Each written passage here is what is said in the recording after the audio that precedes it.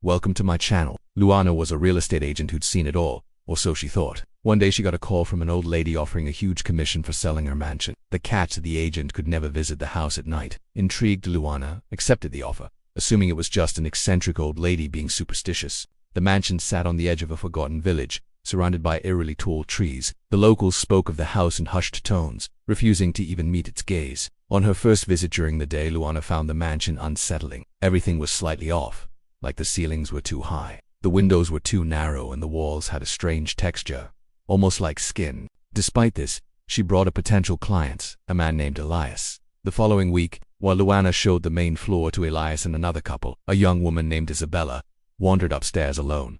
When she returned, she was pale and shaken. "I heard whispering," she explained, her voice barely a whisper. "It said my name. It knew things I've never told anyone." Luana tried to laugh it off, but that night she started hearing whispers too. In her apartment, in her car, even when she was alone. They spoke in a dozen voices, some sounding like her dead grandmother and others like her own. Determined to uncover the truth, Luana returned to the house, bringing recording equipment. As she explored the upper floors, she noticed one room had a strange draft. Pushing aside a heavy curtain, she found a false wall and behind it a hidden room lined with mirrors. In the center stood a stone basin filled with what appeared to be black water. The whispers were deafening now. When she leaned closer to the basin, she saw her own reflection staring back.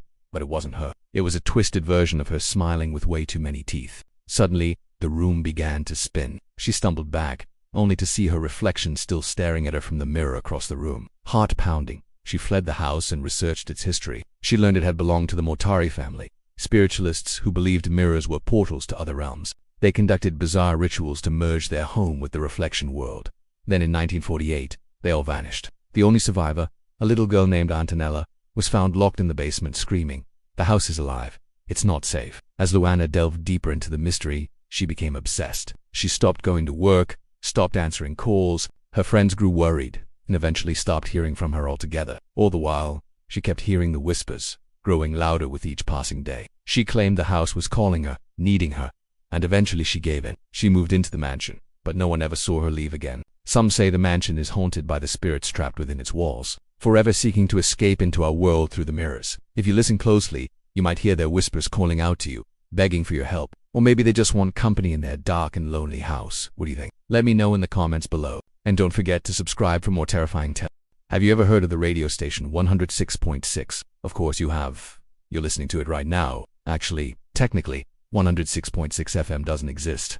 Not in my world. Anyway, but this story is true. In the remote town of St. Jerome's Hollow, which also doesn't exist, there once stood an old community radio station. It was run by a quiet, peculiar man named Augusto who had inherited it from his father. During the day, he played old records, delivered weather reports, and made birthday shoutouts. But at night, the station went completely silent. No music, no announcements, nothing but dead air. That is until one night in October. 4 teenagers, slightly drunk and bored, decided to mess around with an old radio. They challenged each other to find ghost stations or forbidden frequencies, the kind that supposedly made people go mad if you listened along. One of them stopped the dial at 106.6, noticing a faint signal. At first, all they heard was static. Then a slow, pulsating hum began to break through. It sounded mechanical at first, like maybe interference, but it soon took on a more organic tone, like someone sobbing, but distorted as if underwater.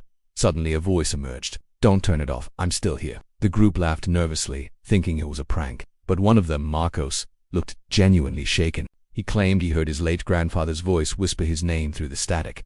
That night, Marcos never made it home. Over the following days, the story spread. More people tuned in to 106.6 at night. Some heard loved ones long dead. Others claimed to hear their own voices saying things they never remembered saying. Some even heard their own deaths, screams, crashes, choking noises. And always between the voices a constant whisper, "Don't turn it off, I'm still here." Augusto, the station manager, started acting strange. He refused to leave the station. He began broadcasting past midnight. He read what he called transcriptions from the static, which were full of nonsense, terrifying messages, strings of numbers, phrases in Latin, names of people from the town, some of whom had been dead for decades. One night he went live and said, "They're trapped in the waves.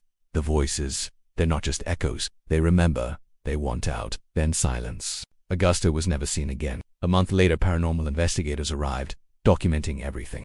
They found the station powered on but abandoned. A reel-to-reel tape recorder was still running. On the tape, hours of silence interrupted by bursts of screaming followed by a chilling message. This is not a transmission. This is a tune. The building itself seemed, well, wrong. Walls weren't the right lengths. Doors led to nowhere. Mirrors reflected rooms that didn't exist. One investigator vanished while standing in the bathroom, gone between frames of their recorded footage. Soon after, strange phenomena spread across the town. People who listened to 106.6 began sleepwalking. Others would wake up with bleeding ears, muttering phrases they couldn't remember saying, and all of them eventually disappeared.